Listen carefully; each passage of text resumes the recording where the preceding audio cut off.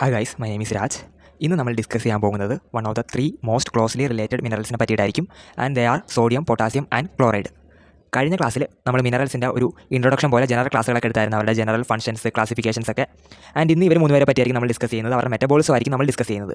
എക്സാമിന് ഏതൊരു മിനറൽ ചോദിച്ചാലും ഈ ഒരു 10 ഹെഡിങ്സ് നിങ്ങൾ എഴുതിയിട്ടില്ല എന്ന് ഉറപ്പ് വരുത്തുക.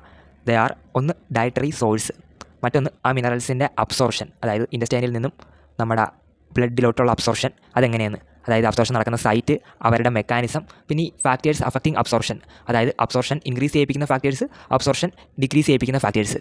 പിന്നെ അവരെങ്ങനെയാണ് ബ്ലഡിൽ കൂടെ ട്രാൻസ്പോർട്ട് ചെയ്യുന്നതെന്ന്. ചിലവർ ഏതെങ്കിലും ഒരു പ്രോട്ടീനായിട്ട് ബൗണ്ട് ചെയ്ത് ട്രാൻസ്പോർട്ട് ആകുന്നവരുണ്ട്, ചിലവർ ചുമ്മാ ഫ്രീലി എക്സ്ട്രാ സെല്ലുലാർ ഫ്ലൂയിഡിൽ കിടക്കുന്നവരുണ്ട്. പിന്നെ ഈ മിനറൽസിൻ്റെയൊക്കെ സ്റ്റോറേജ് സൈറ്റുകൾ, പിന്നെ ഇവരെങ്ങനെയാണ് ബോഡിയിൽ നിന്നും എക്സ്ക്രീറ്റ് ചെയ്യുന്നത്, പിന്നെ അവരുടെ ബോഡിയിലുള്ള ബയോകെമിക്കൽ ഫങ്ഷൻസ്, പിന്നെ ഇവരെ എപ്പോഴും ബോഡിയിൽ നോർമൽ റേഞ്ചിൽ വേണം മെയിൻറ്റെയിൻ ചെയ്യാൻ വേണ്ടിയിട്ട്.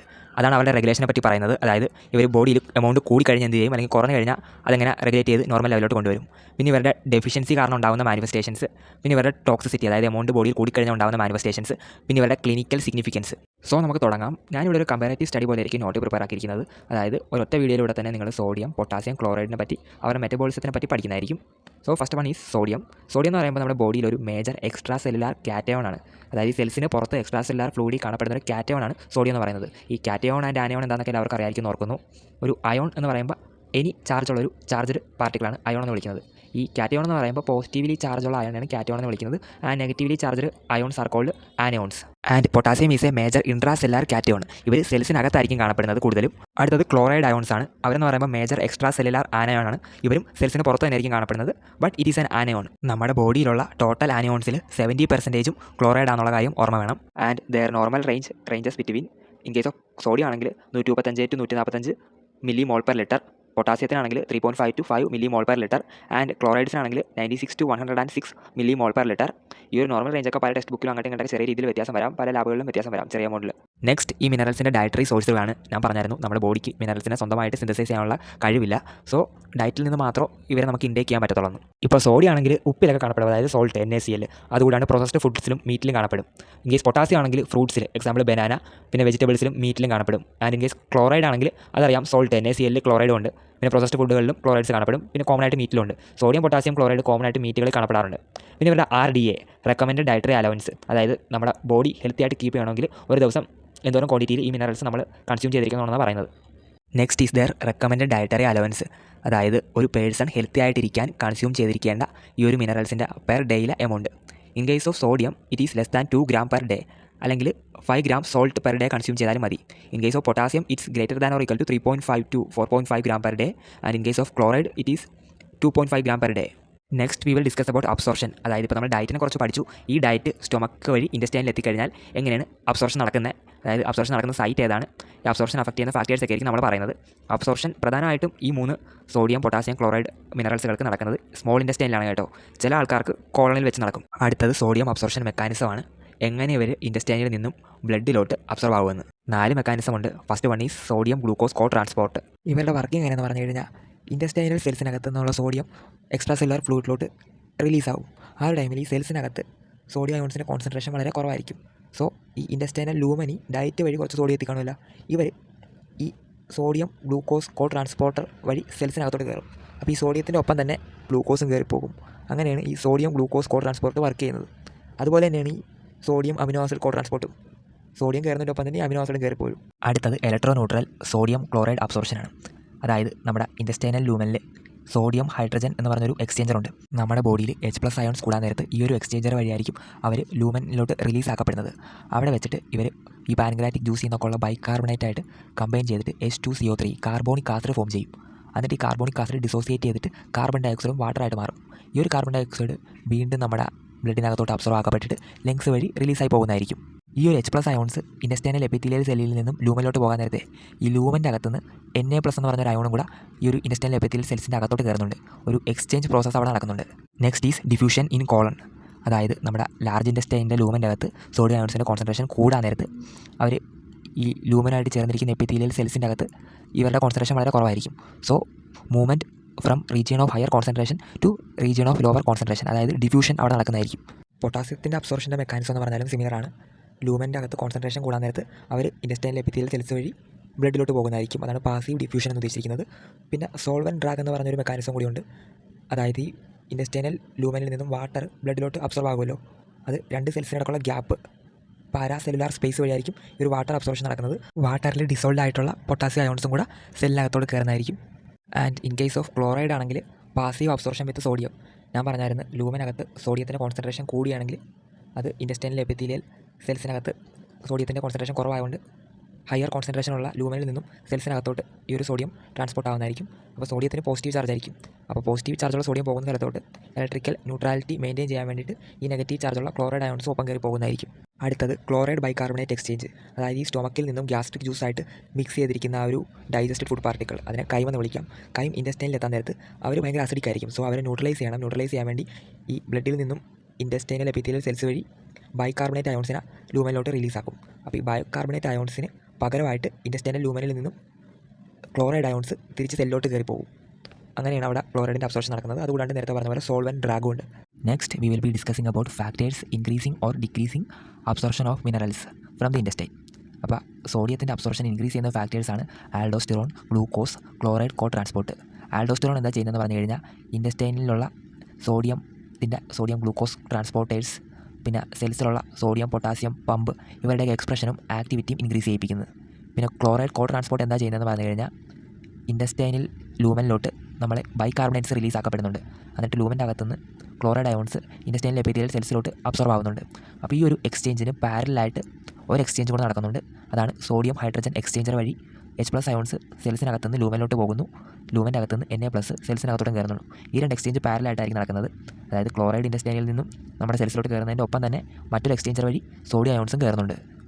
പിന്നെ ഗ്ലൂക്കോസ് എന്താ ചെയ്യുന്നതെന്ന് പറഞ്ഞു കഴിഞ്ഞാൽ നമ്മുടെ സോഡിയം ഗ്ലൂക്കോസ് കോ ട്രാൻസ്പോർട്ടർ വർക്ക് ചെയ്യണമെങ്കിൽ സോഡിയവും വേണം ഗ്ലൂക്കോസും വേണം. ഇപ്പോൾ എപ്പിത്തീലിയൽ സെൽസിനകത്തൊക്കെ സോഡിയം കുറവാണെങ്കിലാണ് നമ്മുടെ ഇൻറ്റസ്റ്റൈനൽ ലൂമനിൽ നിന്നും സോഡിയം ഈ സെൽസിനകത്തോട്ട് ട്രാൻസ്പോർട്ട് ആവത്തുള്ളൂ. അങ്ങനെ ട്രാൻസ്പോർട്ട് ആവണമെങ്കിൽ ഈ ഒരു കോ ട്രാൻസ്പോർട്ടറുമായിട്ട് സോഡിയവും ഗ്ലൂക്കോസും ബൈൻഡ് ചെയ്തിരിക്കണം. എന്നാൽ മാത്രമേ അവർ ഒരുമിച്ച് ട്രാൻസ്ഫർ ആകത്തുള്ളൂ. ഏതെങ്കിലും ഒരു സാധനം ഇല്ലെങ്കിൽ മറ്റേത് കടക്കത്തില്ല. പിന്നെ പൊട്ടാസ്യത്തിൻ്റെയും ക്ലോറൈഡിൻ്റെയും കേസിൽ ഫാക്ടേഴ്സ് ഇൻക്രീസിങ് അബ്സോർപ്ഷൻ എന്ന് പറയുമ്പോൾ ഡയറ്റാണ്. ഡയറ്റിൽ പൊട്ടാസ്യത്തിൻ്റെ അല്ലെങ്കിൽ ക്ലോറൈഡിൻ്റെ എമൗണ്ട് കൂടുതലാണെങ്കിൽ അവർ പാസീവ് ഡിഫ്യൂഷൻ വഴി ബോഡിക്കകത്തോട്ട് കയറിക്കോളും. അടുത്തത് ഫാക്ടേഴ്സ് ഡിക്രീസിങ് അബ്സോർപ്ഷനാണ്. അത് 3നും കോമൺ ആയിട്ട് ഡയറിയ ആൻഡ് മാൽ അബ്സോർപ്ഷൻ എഴുതാൻ പറ്റും. And in case of potassium aldosterone decreases their absorption. അത് നമ്മൾ പഠിച്ചായിരുന്നു. ഒരു സെല്ലിനകത്തുനിന്ന് 3 സോഡിയം അയോൺസ് പുറത്തോട്ട് പോകാൻ നേരത്ത് ആ സെല്ലിനകത്തോട്ട് എക്സ്ട്രാ സെല്ലുലാർ ഫ്ലൂയിഡിൽ നിന്നും 2 പൊട്ടാസ്യം അയോൺസ് കയറും. ഇവർ തമ്മിൽ എപ്പോഴും ഒരു ഓപ്പോസിറ്റ് ആയിട്ടൊരു റിയാക്ഷൻ ആയിരിക്കും നടക്കുന്നത്. ആൽഡോസ്റ്റിറോൺ സോഡിയത്തിൻ്റെ അബ്സോർപ്ഷൻ ഇൻക്രീസ് ചെയ്യുന്നു, അതുകൊണ്ട് അവർ പൊട്ടാസ്യത്തിൻ്റെ അബ്സോർപ്ഷൻ ഡിക്രീസ് ചെയ്യുന്നു. അങ്ങനെ പഠിച്ചാൽ ഇതിനോട് എളുപ്പമായിരിക്കും. പിന്നെ ക്ലോറൈഡിൻ്റെ അബ്സോർപ്ഷൻ ഡിക്രീസ് ചെയ്യുന്ന മറ്റൊരു ഫാക്ടർ എക്സ്ട്രാ ആയിട്ടുള്ളത് വോമിറ്റിംഗ് ആണ്. അപ്പോൾ ഈ ഡയറിയ, വോമിറ്റിംഗ്, മാൽ അബ്സോർപ്ഷനൊക്കെ ഉണ്ടെങ്കിൽ പ്രോപ്പറായിട്ട് absorption of minerals from the intestine into the blood നടക്കില്ല. നെക്സ്റ്റ് ദെയർ ട്രാൻസ്പോർട്ട് ഇൻ ബ്ലഡാണ്. ഇപ്പോൾ ഡയറ്റിൽ നിന്ന് ഇൻറ്റസ്റ്റൈനിലെത്തി, ഇൻറ്റസ്റ്റൈനിൽ നിന്നും അബ്സോർബായി ബ്ലഡിലെത്തി. ഇനി ബ്ലഡിൽ കൂടെ എങ്ങനെയായിരിക്കും ഇവർ വേണ്ട ഓരോരോ സ്ഥലത്തോട്ട് ട്രാൻസ്പോർട്ട് ആവുന്നതായിരിക്കും. ഇൻ കേസ് ഓഫ് സോഡിയം ആണെങ്കിൽ അവർ പ്ലാസ്മയിൽ കൂടെ ഫ്രീ ആയിട്ട് എക്സ്ട്രാ സെല്ലുലാർ ഫ്ലൂയിഡിൽ കൂടെ ട്രാൻസ്പോർട്ട് ആയിക്കോളും. ഒരു സ്മോൾ ഫ്രാക്ഷൻ മാത്രം പ്ലാസ്മ പ്രോട്ടീനായിട്ട് ബൗണ്ട് ചെയ്ത് ട്രാവൽ ചെയ്യും. അവർ ഈ ആൽബുമിൻ, ഗ്ലോബുലിൻ പോലെയുള്ള പ്ലാസ്മ പ്രോട്ടീൻസ് ആയിട്ടായിരിക്കും ബൗണ്ട് ചെയ്ത് ട്രാവൽ ആവുന്നത്. പിന്നെ പൊട്ടാസ്യം ആണെങ്കിൽ മോസ്റ്റ്ലി ഇൻട്രാ സെല്ലുലാർ ആയിരിക്കും. വളരെ സ്മോൾ ഫ്രാക്ഷൻ മാത്രം ഈ പ്ലാസ്മയിൽ അവിടെയൊക്കെ നടപ്പുള്ളൂ. പിന്നെ ക്ലോറൈഡ് ആണെങ്കിൽ അറിയാമല്ലോ, അവരും ഫ്രീ ആനിയോൺ ആണ്. എക്സ്ട്രാ സെല്ലുലാർ ഫ്ലൂയിഡിൽ ഫ്രീ ആയിട്ട് നടക്കുന്നവരാണ്. സംടൈംസ് ഇവർ RBCക്കകത്തും കാണപ്പെടാറുണ്ട്. അതെങ്ങനെയെന്ന് പറഞ്ഞാൽ ടിഷ്യൂവിൽ നിന്നും ലങ്സിലോട്ട് കാർബൺ ഡയോക്സൈഡിനെ ട്രാൻസ്പോർട്ട് ആക്കുന്ന വഴി ക്ലോറൈഡ് ഷിഫ്റ്റ് എന്ന് പറയുന്നൊരു റിയാക്ഷനിൽ ഈ ക്ലോറൈഡ്സ് പാർട്ടിസിപ്പേറ്റ് ചെയ്യും. ആ ഒരു റിയാക്ഷനിൽ ബൈകാർബണേറ്റ്സ് RBCയിൽ നിന്നും പുറത്തോട്ട് വരും. ക്ലോറൈഡ് അയോൺസ് പുറത്തു നിന്നും RBCയുടെ അകത്തോട്ട് കയറുന്നതായിരിക്കും. Next let's discuss about their storage. Sodium ഒരു എക്സ്ട്രാ സെല്ലുലാർ അയോൺ ആയതുകൊണ്ട് it is present in extracellular fluid. പിന്നെ ബോൺസിൻ്റെ സർഫസിലും കാണപ്പെടാറുണ്ട്. പൊട്ടാസ്യം ഒരു ഇൻട്രാ സെല്ലുലാർ കാറ്റയോൺ ആയതുകൊണ്ട് it is present inside intracellular fluid, mostly in muscles. പിന്നെ chloride വീണ്ടും ഒരു എക്സ്ട്രാ സെല്ലുലാർ ആനയോൺ ആയതുകൊണ്ട് അത് എക്സ്ട്രാ സെല്ലുലാർ ഫ്ലൂയിഡിലാണ് കാണപ്പെടുന്നത്. പിന്നെ HCl ആയിട്ട് ഗ്യാസ്ട്രിക് സെക്രീഷൻസിലും കാണപ്പെടാറുണ്ട്. പിന്നെ ക്ലോറൈഡ് ഷിഫ്റ്റിൻ്റെ സമയത്ത് RBCക്കകത്തും ഒരു സ്മോൾ എമൗണ്ട് കാണപ്പെടാറുണ്ട്. Next let's discuss about their excretion. Sodium, potassium, chloride ഈ 3 അയോൺസും കിഡ്നിയിലൂടെ ആയിരിക്കും മേജർ റൂട്ട് ഓഫ് എക്സ്ക്രീഷൻ. അതായത് യൂറിൻ ഫോർമേഷൻ വഴിയായിരിക്കും ഇവർ ബോഡിയിൽ നിന്ന് പുറത്തോട്ട് പോകുന്നത്. ബാക്കി മൈനർ റൂട്ട് എന്ന് പറയാൻ നേരത്ത് ഈ സ്വെറ്റും ഫീസസൊക്കെയാണ്. Next is their biochemical function. നമ്മളത് വീണ്ടും എക്സ്പ്ലെയിൻ ചെയ്യുന്നില്ല. മിനറൽസിൻ്റെ പാർട്ട് 1 ആയിട്ടുള്ള ഇൻട്രൊഡക്ഷൻ ക്ലാസ്സിൽ എല്ലാ മിനറലുകളുടെയും ഒരു 7 ജനറൽ ബയോകെമിക്കൽ ഫംഗ്ഷൻസ് നമ്മൾ നല്ല രീതിയിൽ എക്സ്പ്ലെയിൻ ചെയ്തിട്ടുള്ളതാണ്. സോ നിങ്ങൾക്ക് റെഫറൻസിനായിട്ട് ഈ ഒരു വീഡിയോ പോയി കാണാവുന്നതാണ്. Next let's discuss about the regulation. നമ്മുടെ ബോഡിയിൽ സോഡിയം കുറയുന്ന സമയത്ത് യൂറിനിൽ നിന്നും സോഡിയത്തിന് റീഅബ്സോർവ് ചെയ്യാൻ സഹായിക്കുന്നത് ആൽഡോസ്റ്റിറോൺ ആണ്. ഇവർ നമ്മുടെ ഡിസ്റ്റൽ കൺവെർട്ടർ ട്യൂബ്യൂൾസിലെയും കളക്റ്റിംഗ് ഡക്റ്റിലുള്ള സോഡിയം, പൊട്ടാസ്യം കോ ട്രാൻസ്പോർട്ടറും എപ്പിത്തീലിയൽ സോഡിയം ചാനൽസിനെയൊക്കെ സ്റ്റിമുലേറ്റ് ചെയ്യിപ്പിച്ചിട്ട് സോഡിയത്തിൻ്റെ അബ്സോർപ്ഷൻ ഇൻക്രീസ് ചെയ്യിപ്പിക്കുന്നു. അങ്ങനെ ബോഡിയിലുള്ള സോഡിയത്തിൻ്റെ എമൗണ്ട് കൂടുന്നു. പിന്നെ സോഡിയം സെല്ലിനകത്തോട്ട് കയറാൻ നേരത്ത് ലൂമനിൽ നെഗറ്റീവ് ചാർജ് കൂടുന്നു. ആ നെഗറ്റീവ് ചാർജ് കുറക്കാൻ വേണ്ടിയിട്ട് ഈ പൊട്ടാസ്യം സെല്ലിനകത്തുള്ളത് പുറത്തോട്ട് പോകുന്നു. അങ്ങനെ യൂറിനിലൂടെ എക്സ്ക്രീറ്റായി പോകുന്നു. നമുക്ക് മറ്റൊരു കാര്യം പഠിച്ചത് സോഡിയം എങ്ങോട്ട് പോയാലും അവിടെ പോസിറ്റീവ് ചാർജ് കൂടാൻ സാധ്യതയുണ്ട്. അപ്പോൾ ഇലക്ട്രിക്കൽ ന്യൂട്രാലിറ്റി മെയിൻറ്റെയിൻ ചെയ്യാൻ വേണ്ടിയിട്ട് ക്ലോറൈഡ് അയോൺസ് അവർ നെഗറ്റീവ്ലി ചാർജാണ്. ഇവർ സോഡിയം പോകുന്നതിനൊപ്പം തന്നെ കൂടെ റീഅബ്സോർവ് ആയിട്ട് നമ്മുടെ ബോഡിയിലോട്ട് കയറുന്നു. And in the conclusion aldosterone നമ്മുടെ സോഡിയത്തിൻ്റെയും ക്ലോറൈഡിൻ്റെയും റീഅബ്സോർപ്ഷൻ ഇൻക്രീസ് ചെയ്യിപ്പിക്കുന്നു, അല്ലെങ്കിൽ അപ്പ് റെഗുലേറ്റ് ചെയ്യുന്നു. ആൻഡ് പൊട്ടാസ്യത്തിനെ ഡൗൺ റെഗുലേറ്റ് ചെയ്യുന്നു, അതായത് ബോഡിയിൽ നിന്നും എക്സ്ക്രീറ്റ് ചെയ്യിപ്പിക്കുന്നു. അടുത്ത ആൾക്ക് ആൽഡോസ്റ്റിറോണിൻ്റെ ഓപ്പോസിറ്റ് ഫംഗ്ഷനാണ്. ഇവർ സോഡിയത്തിൻ്റെ അപ്പ് റെഗുലേഷനെ ഇൻഹിബിറ്റ് ചെയ്യാണ് ചെയ്യുന്നത്. എങ്ങനെയെന്ന് ചോദിച്ചു കഴിഞ്ഞാൽ എപ്പിത്തീലിയൽ സോഡിയം ചാനൽസിനെയും റെനിൻ ആൻജിയോടെൻസിൻ ആൽഡോസ്റ്റിറോൺ സിസ്റ്റത്തിനെയും ഇവർ ഇൻഹിബിറ്റ് ചെയ്യുന്നു. അതുവഴി സോഡിയത്തിൻ്റെ റീഅബ്സോർപ്ഷൻ കുറക്കുന്നു. Next one is insulin. ഇവർ postprandial hyperkalaemia prevent ചെയ്യാനുള്ള ഒരു ബോഡിയുടെ നാച്ചുറൽ പൊട്ടാസ്യം റെഗുലേറ്ററാണ്. എന്താണെന്ന് പറഞ്ഞു കഴിഞ്ഞാൽ നമ്മൾ ഫുഡ് കഴിച്ച് കഴിയാൻ നേരത്ത് നമ്മുടെ ബോഡിയിൽ ബ്ലഡിൽ പൊട്ടാസ്യത്തിൻ്റെ കോൺസെൻട്രേഷൻ കൂടുന്നതായിരിക്കും. അപ്പോൾ ഹൈപ്പർ കലീമിയ ഉണ്ടാവാൻ ചാൻസ് ഉണ്ട്. അപ്പോൾ അത് പ്രിവെൻറ്റ് ചെയ്യാൻ വേണ്ടിയിട്ട് ഈ ഇൻസുലിൻ പോയിട്ട് സെൽസിൻ്റെ സർഫസിലുള്ള സോഡിയം പൊട്ടാസ്യം പമ്പുമായിട്ട് ബൈൻഡ് ചെയ്ത് അതിനെ ആക്ടിവേറ്റ് ചെയ്യിപ്പിക്കും. അങ്ങനെ 3 സോഡിയം സെല്ലിനകത്തുനിന്ന് പുറത്തോട്ട് വരും. ആൻഡ് എക്സ്ട്രാ സെല്ലുലാർ ഫ്ലൂയിഡിൽ നിന്നും 2 പൊട്ടാസ്യം അകത്തോട്ട് കയറും. അങ്ങനെ ഹൈപ്പർ കലീമിയ ഇവർ പ്രിവെൻറ്റ് ചെയ്യുന്നു. Next one is catecholamines. ഇവർ ഇൻഡയറക്ട്ലി പൊട്ടാസ്യത്തിന് അപ്രഗുലേറ്റ് ചെയ്യുന്നുണ്ട് സെൽസിനകത്തോട്ട്. അതായത് കാറ്റക്കോളാമൈൻസ് എന്ന് പറയുമ്പോൾ ബീറ്റാ സെൽസ് ഓഫ് പാൻക്രിയാസിനെ സ്റ്റിമുലേറ്റ് ചെയ്യിപ്പിച്ചിട്ട് ഇൻസുലിൻ്റെ പ്രൊഡക്ഷൻ ഇൻക്രീസ് ചെയ്യിപ്പിക്കുന്നുണ്ട്. അപ്പോൾ ഇൻസുലിൻ പ്രൊഡ്യൂസ് ആയി എന്ത് പറ്റും? നേരത്തെ നമ്മൾ പറഞ്ഞ പോലെ ഹൈപ്പർ കലീമിയ പ്രിവെൻറ്റ് ചെയ്യാൻ വേണ്ടിയിട്ട് അല്ലെങ്കിൽ മറ്റെന്തെങ്കിലും കാരണത്താൽ പൊട്ടാസ്യത്തിന് സെൽസിനകത്തോട്ട് ഇവർ ഇൻടേക്ക് ചെയ്യിപ്പിക്കും. ഇൻ കേസ് ഓഫ് ക്ലോറൈഡ് ഇവരുടെ അപ്പ് റെഗുലേഷനും ഡൗൺ റെഗുലേഷനും ഡിപ്പെൻസ് അപ്പോൾ സോഡിയം എന്നാണ് പറഞ്ഞിരിക്കുന്നത്. അതായത് ഈ സോഡിയം പോകുന്ന സ്ഥലത്തോട്ടൊക്കെ ക്ലോറൈഡ് പോകുന്ന കാര്യം നമ്മൾ പറഞ്ഞായിരുന്നു, ഇലക്ട്രിക്കൽ ന്യൂട്രാലിറ്റി മെയിൻറ്റെയിൻ ചെയ്യാൻ വേണ്ടിയിട്ട്. സോഡിയം ഇൻ കേസ് യൂറിനിൽ നിന്നും റീഅബ്സോർബ്ഡ് ആയിട്ട് ബ്ലഡിലോട്ട് വന്നെന്ന് ഓർത്തോ, അപ്പോൾ അവരുടെ ഒപ്പം ക്ലോറൈഡ് അയോൺസും കൂടെ കയറി വരും. അല്ലെങ്കിൽ സോഡിയം യൂറിനിലോട്ട് എക്സ്ക്രീറ്റായി പോകുന്ന ഓർത്തോ, അവരുടെ ഒപ്പം ഈ ക്ലോറൈഡ് അയോൺസും എക്സ്ക്രീറ്റായി പോകുന്നതായിരിക്കും. Next is role of acid base shift in regulation of chloride. അതായത് നമ്മുടെ ബോഡിയിൽ ഇപ്പോൾ ആസിഡിൻ്റെ എമൗണ്ട് കൂടിയെന്ന് ഓർത്തോ, അതായത് H+ അയോൺസിൻ്റെ എമൗണ്ട് കൂടിയെന്ന് ഓർത്തോ ഈ ആസിഡോസിൻ്റെ ഒക്കെ കേസിലെ. അപ്പോഴത്തേക്കും ഈ H+ അയോൺസിനെ നമുക്ക് എക്സ്ക്രീറ്റ് ചെയ്ത് പുറത്തോട്ട് കളയണമല്ലോ. അപ്പോൾ ഇവ എക്സ്ക്രീറ്റ് ആക്കുന്നത് സോഡിയം ഹൈഡ്രജൻ പമ്പ് വഴിയാണ്, സോഡിയം ഹൈഡ്രജൻ എക്സ്ചേഞ്ചർ വഴിയാണ്. അപ്പോൾ ഒരു H+ അയോൺസ് നമ്മുടെ ലൂമനിലോട്ട് പോകാൻ നേരത്ത് അത് യൂറിനിൽ കൂടെ പൊക്കോളും. ആ ഒരു ടൈമിൽ അതിന് പകരം ഒരു സോഡിയം അയോൺസ് തിരിച്ച് നമ്മുടെ ബ്ലഡിലോട്ട് കയറിയിരിക്കണം. ഈ സോഡിയം കയറുമ്പോൾ എന്താ സംഭവിക്കുന്നത് ഞാൻ ഓൾറെഡി പറഞ്ഞായിരുന്നു. അതിനൊപ്പം തന്നെ ക്ലോറൈഡ് അയോൺസും കയറി പോകാനായിരിക്കും. അപ്പോൾ ഈ ആസിഡ് ബേസ് ഷിഫ്റ്റ് എന്ന് പറയുമ്പോൾ ക്ലോറൈഡ് അയോൺസിൻ്റെ റീഅബ്സോർപ്ഷനെ റെഗുലേറ്റ് ചെയ്യുന്നുണ്ട്. അടുത്ത ആൾ ADH, ആൻറ്റി ഡയററ്റിക് ഹോർമോൺ. ഇവരെന്താ ചെയ്യുന്നതെന്ന് പറഞ്ഞു കഴിഞ്ഞാൽ വാട്ടറിൻ്റെ റീഅബ്സോർപ്ഷൻ ഇൻക്രീസ് ചെയ്യും. അപ്പോൾ ലൂമനിൽ നിന്നും വാട്ടർ നമ്മുടെ ബ്ലഡിലോട്ട് കയറുന്നതായിരിക്കും. അപ്പോഴത്തേക്കും ലൂമിൻ്റെ അകത്തുള്ള സൊല്യൂട്ടിൻ്റെ കോൺസെൻട്രേഷൻ ഇൻക്രീസ് ചെയ്യും, അല്ലെങ്കിൽ വാട്ടർ ലെവൽ വളരെ കുറയും. ഈ സൊല്യൂട്ടിൻ്റെ കോൺസെൻട്രേഷൻ ഇൻക്രീസ് ചെയ്യുന്ന പറഞ്ഞു കഴിഞ്ഞാൽ സൊല്യൂട്ടിൽ പെടുന്നതാണ് ക്ലോറൈഡ് അയോൺസ്. അവരുടെ കോൺസെൻട്രേഷൻ അവിടെ കൂടുന്നു.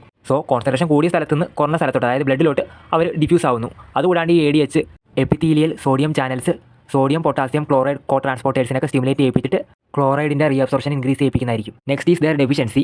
സോഡിയം ഡെഫിഷ്യൻ്റ് ആയി കഴിഞ്ഞാൽ ആ ഒരു കണ്ടീഷനെ ഹൈപ്പോനാട്രീമിയ എന്ന് വിളിക്കാം. ഇവിടെ സിംറ്റംസ് ആയിട്ട് ന്യൂറോളജിക്കൽ സയൻസ് ആയിരിക്കും കാണപ്പെടുന്നത്. Headache, irritability, nausea, confusion, seizure and even coma. അതിന് കാരണം സോഡിയം എന്ന് പറയുമ്പോൾ നെർവ് ഇമ്പൾസ് ട്രാൻസ്മിഷനെ സഹായിക്കുമെന്ന് പറഞ്ഞു. അപ്പോൾ സോഡിയം ഡെഫിഷ്യൻ്റ് ആണെങ്കിൽ നെർവ് ഇമ്പൾസ് ട്രാൻസ്മിഷൻ മുടങ്ങുന്നതായിരിക്കും. അങ്ങനെ ന്യൂറോളജിക്കൽ സയൻസ് ഒക്കെ മാനിഫെസ്റ്റ് ചെയ്യും. And potassium deficiency is called hypokalemia. ഇവിടെ സിംറ്റംസ് ആയിട്ട് മസിൽ വീക്ക്നെസ്, ആർത്മിയാസ്, പാരാലിസിസ് ഒക്കെ ആയിരിക്കും നടക്കുന്നത്. ആർത്മിയാസ് എന്ന് പറഞ്ഞു കഴിഞ്ഞാൽ ഇറഗുലർ ഹാർട്ട് ബീറ്റ്. ഇത് സംഭവിക്കാൻ കാരണം നമ്മൾ പൊട്ടാസ്യത്തിൻ്റെ ബയോകെമിക്കൽ ഫങ്ഷൻസ് പഠിച്ചപ്പോഴത്തേക്കും ഇവർ റെസ്റ്റിംഗ് മെംബ്രെയിൻ പൊട്ടൻഷ്യൽ വീണ്ടെടുക്കാനും action potential in nerves and muscles initiate ചെയ്യുന്ന കാര്യമൊക്കെ പറഞ്ഞായിരുന്നു. ഈ ആക്ഷൻ പൊട്ടൻഷ്യലൊക്കെ നടന്നാൽ മാത്രം നെർവ് ഇമ്പൾസ് ട്രാൻസ്മിഷൻ മസിൽസിലോട്ട് ചെല്ലത്തുള്ളൂ, അങ്ങനെ മസിൽസ് കോൺട്രാക്ട് ഒക്കെ ചെയ്യത്തുള്ളൂ. പൊട്ടാസ്യം കുറവാണെങ്കിൽ മസിൽ വീക്ക്നെസ് ഒക്കെ ഉണ്ടാകും. Next is chloride. ബ്ലഡിൽ അവരുടെ എമൗണ്ട് കുറവാണെങ്കിൽ നമുക്ക് ആ കണ്ടീഷനെ ഹൈപ്പോക്ലോറിമിയ എന്ന് വിളിക്കാം. ഇൻ കേസ് ഓഫ് ബൈകാർബണേറ്റ്സ് നമ്മുടെ ബോഡിയിൽ ഓവറായിട്ട് പ്രൊഡ്യൂസ് ആയി കഴിഞ്ഞാൽ നമ്മൾ യൂറിനിൽ കൂടെ അവർ എക്സ്ക്രീറ്റ് ആക്കുന്നതായിരിക്കും. ഇവർ യൂറിനിൽ കൂടെ എക്സ്ക്രീറ്റ് ആവണമെങ്കിൽ ലൂമൻ്റെ അകത്തുള്ള ക്ലോറൈഡ് അയോൺസിനെ നമ്മൾ റീഅബ്സോർവ് ആക്കിയേ പറ്റൂ. ബൈകാർബണേറ്റ് പുറത്തോട്ട് പോകുമ്പോൾ ക്ലോറൈഡ് അയോൺസ് അകത്തോട്ട് കയറണം. ആ ഒരു എക്സ്ചേഞ്ച് ഉണ്ടെങ്കിൽ മാത്രം നമുക്ക് ബൈകാർബണേറ്റ്സിനെ പുറത്തോട്ട് എക്സ്ക്രീറ്റ് ചെയ്യാൻ പറ്റത്തുള്ളൂ. അപ്പോൾ ക്ലോറൈഡ് അയോൺസ് ഡെഫിഷ്യൻ്റ് ആണ്, ലൂമനിൽ അവർ കുറവാണെങ്കിൽ ബൈകാർബണേറ്റ്സിനെ നമുക്ക് സെക്രീറ്റ് ചെയ്യാൻ പറ്റത്തില്ല. അവർ നമ്മുടെ ബ്ലഡിൽ കൂടും, ആൽക്കലോസിസിലോട്ട് ലീഡ് ചെയ്യും. പിന്നെ ക്ലോറൈഡിന് മറ്റൊരു ഫംഗ്ഷൻ എന്ന് പറയാൻ നേരത്ത് resting membrane potential in muscle nerves maintain ചെയ്യുന്നു. ക്ലോറൈഡ് ഡെഫിഷ്യൻ്റ് ആണെങ്കിൽ resting membrane potential in muscle nerve unstable ആയി പോകും. അപ്പോൾ ഇടയ്ക്കിടയ്ക്ക് സ്പോണ്ടേനിയസ് ആയിട്ട് ഡീപോളറൈസേഷൻ സംഭവിക്കും. ഡീപോളറൈസേഷൻ സംഭവിച്ചു കഴിഞ്ഞാൽ അവർ ആക്ഷൻ പൊട്ടൻഷ്യൽ ഇനിഷ്യേറ്റ് ചെയ്യും. ആക്ഷൻ പൊട്ടൻഷ്യൽ സ്റ്റാർട്ട് ചെയ്ത് കഴിഞ്ഞാൽ അവർ മസിൽസിനെ കോൺട്രാക്ട് ചെയ്യിപ്പിക്കും. അപ്പോൾ ഇവിടെ full time resting membrane potential unstable ആയതുകൊണ്ട് ഇടയ്ക്കിടയ്ക്ക് ഈ ആക്ഷൻ പൊട്ടൻഷ്യൽ ഇനിഷ്യേറ്റ് ആയിട്ട് മസിൽസ് ഇൻവോളണ്ടറി ഇങ്ങനെ മൂവ് ചെയ്തുകൊണ്ടേയിരിക്കും, കോൺട്രാക്ട് ചെയ്തുകൊണ്ടേയിരിക്കും, വിച്ച് ലീഡ്സ് ടു ടെറ്റനി. പിന്നെ ഇൻവോളണ്ടറി ആയിട്ട് മസ്കുലർ കോൺട്രാക്ഷൻ നടന്നുകൊണ്ടിരിക്കുന്നതുകൊണ്ട് മസിൽസ് പെട്ടെന്ന് വീക്കായി പോകും. Next let's discuss about their toxicity. Sodium body കൂടിക്കഴിഞ്ഞാൽ ആ ഒരു കണ്ടീഷനെ ഹൈപ്പർ നാട്രീമിയ എന്ന് വിളിക്കാം. അപ്പോൾ ഇതിന് കാരണം എന്ന് പറയാൻ നേരത്ത് മേ ബി ബോഡിയിൽ നിന്ന് ഇഷ്ടംപോലെ വാട്ടർ പോകുന്നതാകാം. കാരണം വാട്ടർ യൂറിനിൽ കൂടെ ലോസ് ആകും, അല്ലെങ്കിൽ സ്വെറ്റി കൂടെ ലോസ് ആവുന്നതിന് അപ്പോൾ സോഡിയം കുറയുന്നതായിരിക്കും. അല്ലെങ്കിൽ ഈ ഡയബറ്റീസ് ഇൻസിപ്പിഡസിൻ്റെ സമയത്ത് യൂറിനേഷനൊക്കെ കൂടുതലായിരിക്കും. അങ്ങനെ ബോഡിയിൽ നിന്ന് സോഡിയം ഒരുപാട് ലോസ് ആവും. അപ്പോൾ വിച്ച് ലീഡ്സ് ടു ഭയങ്കര ടേസ്റ്റ് ഉണ്ടാവും. അതൊരു ക്ലിനിക്കൽ മാനിഫെസ്റ്റേഷനാണ്, അതായത് ദാഹം ഉണ്ടാവും. പിന്നെ ഇവർ മസിൽ കോൺട്രാക്ഷന് സഹായിക്കുന്ന ഒരു മിനറലാണ് സോഡിയം. അപ്പോൾ സോഡിയം കൂടാൻ നേരത്ത് muscle twitching, involuntary movement of muscles ഉണ്ടാവാൻ സാധ്യതയുണ്ട്. പിന്നെ ന്യൂറോളജിക്കൽ മാനിഫെസ്റ്റേഷൻ ലൈക്ക് സീഷർ അല്ലെങ്കിൽ കോമയൊക്കെ ഉണ്ടാവാറുണ്ട്. Next is toxicity of potassium. അതിനെ ഹൈപ്പർ കലീമിയ എന്ന് വിളിക്കാം. ഇവരെന്ന് പറയുമ്പോൾ നമുക്ക് കാർഡിയാക് അർത്തീമിയാസിലോട്ട് ലീഡ് ചെയ്യും. അപ്പോൾ അത് നമുക്ക് ഡയഗ്നോസ് ചെയ്യണമെങ്കിൽ ECG നോക്കിക്കഴിഞ്ഞാൽ ഒരു പീക്ക് T വേവ് കാണാൻ പറ്റും. ഈ അർത്തീമിയാസും മസിൽ പാരാലിസിസും ഇവർ കോസ് ചെയ്യും. അതിന് കാരണം എന്താണെന്ന് പറഞ്ഞു കഴിഞ്ഞാൽ എക്സ്ട്രാ സെല്ലുലാർ ഫ്ലൂയിഡിൽ പൊട്ടാസ്യത്തിൻ്റെ എമൗണ്ട് കൂടാൻ നേരത്ത് നമ്മുടെ സോഡിയം ചാനൽസൊക്കെ ഇൻഹിബിറ്റ് ആവും. അവർ ഓപ്പൺ ആണെങ്കിൽ മാത്രമേ ആക്ഷൻ പൊട്ടൻഷ്യൽ ഇനിഷ്യേറ്റ് ആവത്തുള്ളൂ. സോ ആക്ഷൻ പൊട്ടൻഷ്യൽ നടക്കാത്തതുകൊണ്ട് ഹാർട്ട് പ്രോപ്പറായിട്ട് ബീറ്റ് ചെയ്യത്തില്ല, which leads to irregular heartbeat called arrhythmias. ഈ ഒരു സിറ്റുവേഷൻ സ്കെൽറ്റൽ മസിൽസിലാണ് ഉണ്ടാകുന്നതെങ്കിൽ അവിടെ പ്രോപ്പർ എക്സൈറ്റബിലിറ്റി നടക്കത്തില്ല, അങ്ങനെ മസിൽ പാരാലിസിസ് ഉണ്ടാവും. അടുത്തതായിട്ട് ബോഡിയിൽ ക്ലോറൈഡ് കൂടുന്ന കണ്ടീഷൻ അതിനെ ഹൈപ്പർ ക്ലോറീമിയ എന്ന് വിളിക്കും. ഇങ്ങനെ സംഭവിച്ചു കഴിഞ്ഞാൽ നമുക്കറിയാം ബോഡിയിൽ എപ്പോഴും ഇലക്ട്രോ ന്യൂട്രാലിറ്റി മെയിൻറ്റെയിൻ ചെയ്തിരിക്കണം. അതായത് ഈ പോസിറ്റീവ് കാറ്റയോൺസും നെഗറ്റീവ് ആനോൺസും എപ്പോഴും ഒരു പർട്ടിക്കുലർ കോൺസെൻട്രേഷനിൽ നമ്മൾ ബോഡിയിൽ മെയിൻറ്റെയിൻ ചെയ്യും. ഇപ്പോൾ ആനോൺസിൽ തന്നെ ഇപ്പോൾ ക്ലോറൈഡ് ആനോൺസും ഉണ്ട്, ബൈകാർബണേറ്റും ഉണ്ട്. ഇവത്തിൽ ഏതെങ്കിലും ഒരു ആനയോൺ ബോഡിയിൽ കൂടിക്കഴിഞ്ഞാൽ മറ്റേ ആനയോൺ സ്വാഭാവികമായിട്ടും കുറയും. കാരണം ഒരു പർട്ടിക്കുലർ കോൺസെൻട്രേഷൻ ഇവർക്ക് മെയിൻറ്റെയിൻ ചെയ്യണമല്ലോ. ഇൻ കേസ് ബൈകാർബണേറ്റ് ആണ് കുറയുന്നതെങ്കിൽ നമ്മുടെ ബ്ലഡിൻ്റെ ബഫറിംഗ് കപ്പാസിറ്റി കുറയും, അങ്ങനെ pH കൂടും, അങ്ങനെ മെറ്റബോളിക് അസിഡോസിസ് ഉണ്ടാവും. ഈ ഒരു മെറ്റബോളിക് അസിഡോസിസ് കോമ്പൻസേറ്റ് ചെയ്യാൻ വേണ്ടിയിട്ട് നമ്മുടെ ബോഡി നടത്തുന്ന ഒരു കോമ്പൻസേറ്ററി മെക്കാനിസമാണ് കുസ്മൗൾസ് റെസ്പിറേഷൻ. ഇവിടെ ഈ അസിഡോസ് എന്ന് പറയുമ്പോൾ H+ അയോൺസ് കൂടുതലായിരിക്കും. ഇവർ നമ്മുടെ ബോഡിയിൽ പ്രസൻറ്റ് ആയിട്ടുള്ള ബൈകാർബണേറ്റ് അയോൺസുമായിട്ട് കമ്പൈൻ ചെയ്തിട്ട് കാർബോണിക് ആസിഡ് ഉണ്ടാവും. ഇവർ അൺസ്റ്റേബിൾ ആയതുകൊണ്ട് ഇവർ ലങ്സിൻ്റെ അവിടെ ചെല്ലാൻ നേരത്ത് ഡിസോസിയേറ്റ് ചെയ്തിട്ട് കാർബൺ ഡൈ ഓക്സൈഡും വാട്ടറായിട്ട് മാറും. അങ്ങനെ കാർബൺ ഡൈ ഓക്സൈഡ് പുറത്തോട്ട് റിലീസ് ആവും. സോ ഇവിടെ ഇൻഡയറക്ട്ലി H+ അയോൺസിനാണ് ഇവിടെ കുറക്കുന്നത്. അതുവഴി നമുക്ക് pH കൂട്ടാൻ സാധിക്കുന്നുണ്ട്. Next their clinical significance. സോഡിയത്തിൻ്റെ കേസിൽ ഇവർ ഡയറക്ട്ലി നമ്മുടെ ബ്ലഡ് പ്രഷറിനെ അഫക്റ്റ് ചെയ്യുന്നുണ്ട്. അതായത് extracellular fluid volume maintain ചെയ്യാനും ഓസ്മോട്ടിക് പ്രഷർ മെയിൻറ്റെയിൻ ചെയ്യാനൊക്കെ സോഡിയം സഹായിക്കുന്നുണ്ട്. അവരുടെ കോൺസെൻട്രേഷന് വ്യത്യാസം വന്നു കഴിഞ്ഞാൽ BP കുറയുകയോ കൂടിയൊക്കെ ചെയ്യാം. പിന്നെ ഈ ഡീഹൈഡ്രേഷൻ്റെ സമയത്തൊക്കെ ബ്ലഡ് ടെസ്റ്റ് ചെയ്ത് കഴിഞ്ഞാൽ സോഡിയത്തിൻ്റെ എമൗണ്ടൊക്കെ വളരെ ഹൈ ആയിരിക്കും. പിന്നെ പൊട്ടാസ്യം ആണെങ്കിൽ അർത്തീമിയാസ് കോസ് ചെയ്യുന്ന കാര്യം പറഞ്ഞായിരുന്നു. കാരണം ഇവരാണ് ഈ റെസ്റ്റിംഗ് മെംബ്രെയിൻ പൊട്ടൻഷ്യലൊക്കെ കൺട്രോൾ ചെയ്യുന്ന ആൾക്കാർ. സോ ഇവരുടെ ലെവൽ കൂടിയും കുറയൊക്കെ ചെയ്യാൻ നേരത്ത് ഇഷ്ടംപോലെ കാർഡിയാക് എമർജൻസീസ് വരാറുണ്ട്. പിന്നെ ക്ലോറൈഡ് എന്ന് പറയാൻ നേരത്ത് നമ്മുടെ ബോഡിയിൽ ആസിഡ് ബേസ് സ്റ്റാറ്റസ് എസ്റ്റിമേറ്റ് ചെയ്യാൻ വേണ്ടി ഉപയോഗിക്കാറുണ്ട്. അതായത് ഈ ഹൈപ്പർ ക്ലോറീമിയുടെ കേസിലെ മെറ്റബോളിക് അസിഡോസിസ് ഉണ്ടാവാറുണ്ട്. ആൻഡ് ഹൈപ്പോ ക്ലോറീമിയുടെ കേസിൽ മെറ്റബോളിക് ആൽക്കലോസിസ് ഉണ്ടാവാറുണ്ട്. പിന്നെ സിസ്റ്റിക് ഫൈബ്രോസിൻ്റെ കേസിൽ സ്വെറ്റിലുള്ള ക്ലോറൈഡിൻ്റെ എമൗണ്ട് വളരെ കൂടുതലായിരിക്കും. We can do sweat chloride test ചെയ്യാൻ പറ്റും. അപ്പോൾ അങ്ങനെ സിസ്റ്റിക് ഫൈബ്രോസിസ് ഉണ്ടോ ഇല്ലെന്ന് നമുക്ക് ഡയഗ്നോസ് ചെയ്യാൻ പറ്റും. അപ്പോൾ ഇന്നേക്ക് അത്രേ ഉള്ളൂ. അടുത്ത വീഡിയോയിൽ വരാം അടുത്ത മിനറൽസ് ആയിട്ട്. അതുവരെയും ബൈ.